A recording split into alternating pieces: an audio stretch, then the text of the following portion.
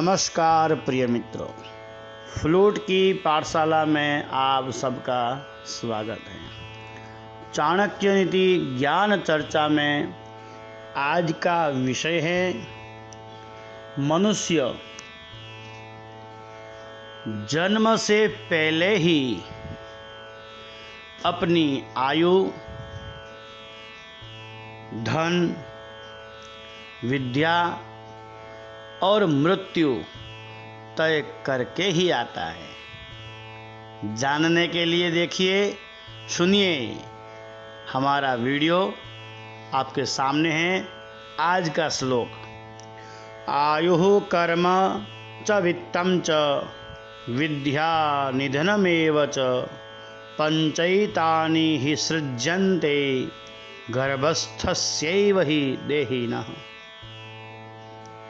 आयु कर्म च वित्तम, आयुष्य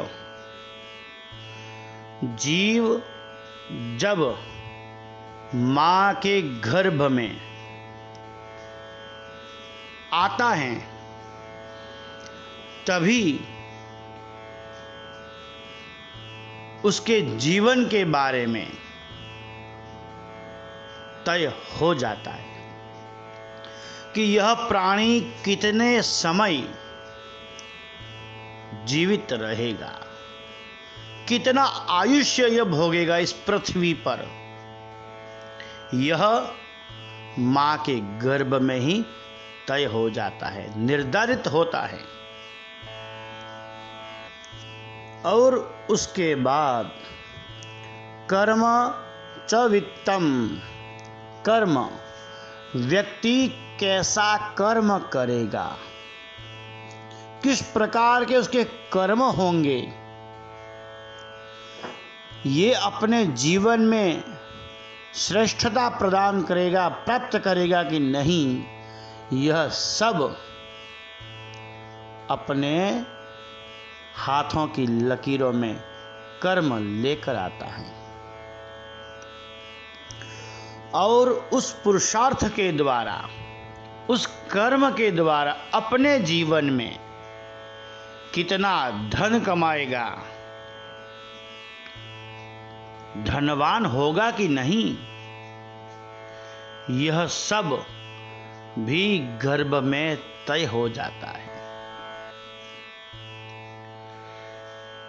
वित्त के लिए, धन के लिए पुरुषार्थ तो करना ही पड़ेगा, लेकिन किस प्रकार का पुरुषार्थ करेगा, कैसा पुरुषार्थ करेगा, ये कर्म तय हो जाते हैं। यह धन, यह पैसा, यह दौलत तय हो जाती है कि कितनी उसके पास प्राप्त होगी, उपलब्ध होगी, मिलेगी, प्राप्त होगी। और विद्या,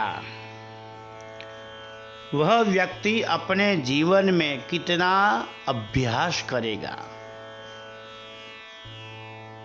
कहाँ तक वह पढ़ाई करेगा, पढ़ेगा, ज्ञान प्राप्त करेगा, किस प्रकार का ज्ञान होगा उसे, यह सब भी वह अपने कर्मों के हिसाब से भाग्य में लेकर आता है।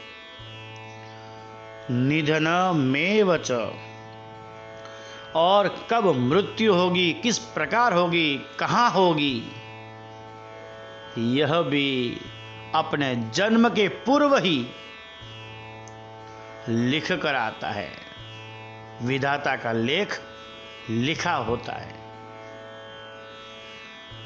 आयुष्य, कर्म, वित्तम अर्थात धन, विद्या अर्थात ज्ञान और मृत्यु, ये पांचों, ये पांच,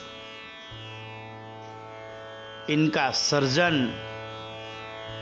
इनका विधान, इनका लेख मां के गर्भ में ही लिखा जाता है। उस शरीर के विषय में जो जन्म लेने वाला है, जिसका जन्म होने वाला है, उसका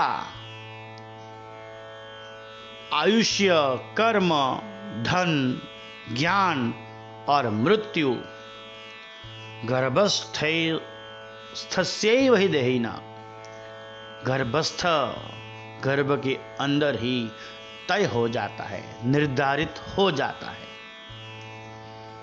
विधाता की कितनी सुंदर लीला है कि जीव आने से पहले ही सब तय कर देता है। कितना सुंदर मैनेजमेंट है उनका।